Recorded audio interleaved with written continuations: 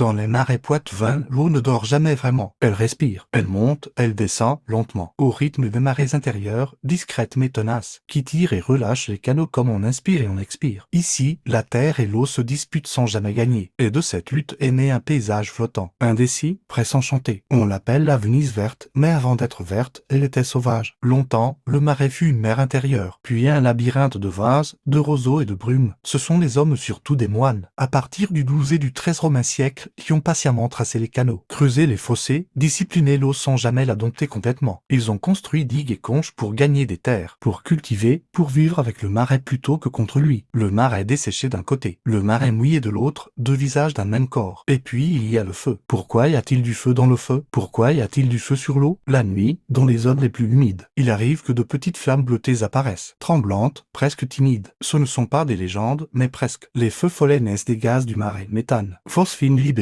par la décomposition des plantes enfouies dans la vase. Quand ils rencontrent l'air, ils s'embrassent brièvement. Le feu surgit alors là où on l'attend le moins, à la surface de l'eau, au-dessus de la boue, comme une pensée impossible. Le feu dans le feu, c'est peut-être ça, cette étincelle née d'une autre transformation, d'une matière qui meurt pour produire de la lumière. Le feu sur l'eau, c'est le marais qui rappelle qu'il n'est jamais un simple décor, mais un organisme vivant, instable, mystérieux. Dans le marais poitevin, rien n'est figé. L'eau circule comme le temps. Les arbres plongent leurs racines dans le reflet du ciel et parfois, la nuit, la terre s'allume doucement pour rappeler que même l'humide peut brûler.